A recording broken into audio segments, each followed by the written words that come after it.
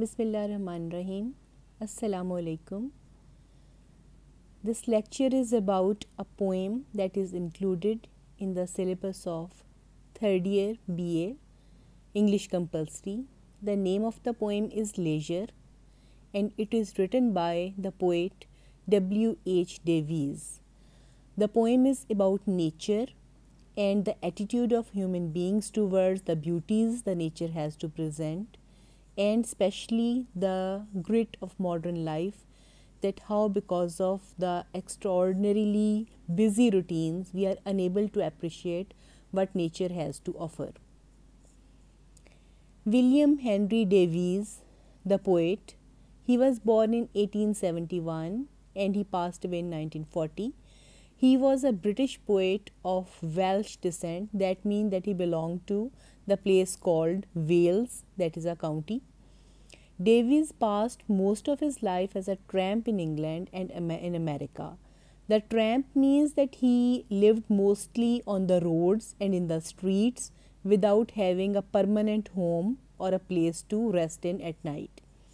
In spite of that eccentric lifestyle, he was considered one of the most popular poets of his time. Realism, directness, and simplicity are the main traits of his literary style.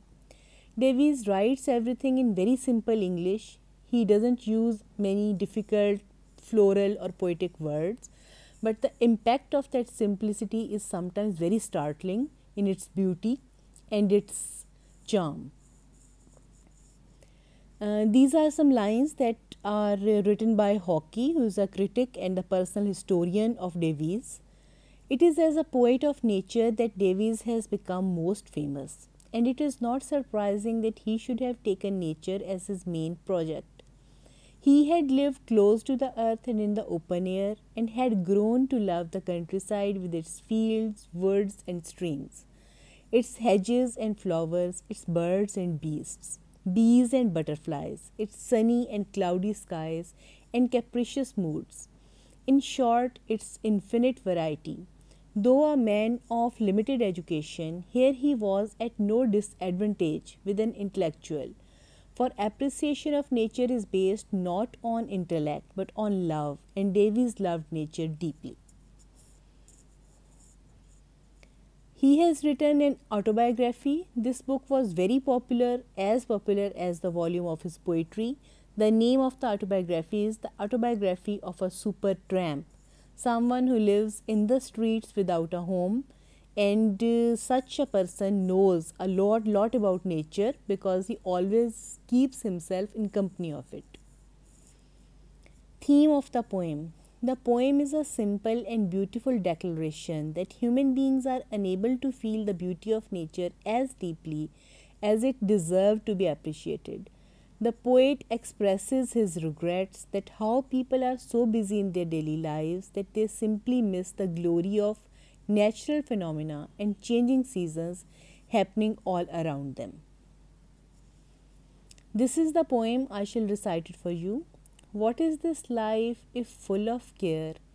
We have no time to stand and stare, no time to stand beneath the boughs and stare as long as sheep and cows, no time to see when woods we pass, where squirrels hide their nuts in grass, no time to see in broad daylight streams full of stars like skies at night. No time to turn at beauty's glance and watch her feet how they can dance. No time to wait till her mouth can enrich that smile her eyes began. A poor life this if full of care, we have no time to stand and stare. We will start with the first lines. What is this life if full of care? What is the use of this life? What is the use of living and passing your days one by one if you are always full of care, if you are always in depression, tensions, responsibilities? What sort of life this is, where there is no pleasure, no happiness, no carefree walking around in the woods? We have no time to stand and stare. The poet wants human beings to have some free time at their hands. He wants them to wander around and enjoy the beauty of nature. He wants them to have some moments to stand and simply look at longingly and fully at the beauty that is created all around them by nature. And sometimes we are passing by, we simply don't know what flowers are blossoming, what petals are opening, and what is the color of the sky. No time to stand beneath the boughs and stare as long as sheep and cows. These two lines actually invoke a scene in front of us, a scene where there is a meadow. There is a green place where sheep and cow are mostly found. And also there are some trees, and their beautiful boughs, their branches are full of lovely, sparkling spring leaves. The poet wants to say that there are so many green places in the world, and animals have the privilege to have time and space at their hands that they can enjoy that beauty. Animals can stand and enjoy the beauty of nature all that they can. But the pride of the creation, human being, has no time to stand anywhere and look at the beauty, to stand beneath a tree and look at the horizon, how lovely, how charming the nature has presented itself to be. No time to see when woods we pass, where squirrels hide their nuts in grass. The poet shows us a beautiful scene here by using his words. He wants us to understand that what is the beauty of the woods. There are many words that are used for a collection of trees: wilds, woods, jungle, forest. But the woods is a specific word that whenever we hear it, there is always a very pleasant, charming, and mysterious effect of this word on our consciousness. The poet says that sometimes we have to go through a jungle or woods. We have to cross it because of some of our obligation. But we do not look around what is happening around us. Little animals are scurrying here and there. They are taking their food with them to their homes. And what a lovely scene it is that the squirrels are taking away the nuts and they are hiding them in the grass to eat in winter. It is such a pretty scene, but sometimes we don't have enough time to watch everything lovely that is happening in a wood. No time to see in broad daylight streams full of stars like skies at night. We don't have enough time. Sometimes there is broad daylight. It means that sunshine is falling directly on earth without any cloud on its way. And the streams, the waterways, the rivers are shining so brightly like the sky at night, shining like the whole galaxy, the stars, and everything is reflected in it, although this is the time of the day. The sparkling water, the water that is flowing from one place to another, is always extremely pretty. All the tourists in the world go to the places where there are waterways. There is ocean, there is a river or a lake or some stream. Mountain streams especially are extremely beautiful to look at. So the poet says that we should have enough time to stand and look at the beauty of the flowing water. Water is shining as if it is in the sky, as if there are stars in the water. No time to turn at beauty's glance and watch her feet how they can dance. The poet here doesn't use the word a girl, a woman, or the beloved. He only uses a personification, beauty. That means that beauty is not only found in the natural objects around us, in the sky, in the trees, woods, and little animals. There is something extremely beautiful about human beings because they are created in the image of God. He says that there is a beautiful person there, and we don't have enough time to turn around, to look at that person, to watch how she or he moves and what movements bring the beauty of their personality about them.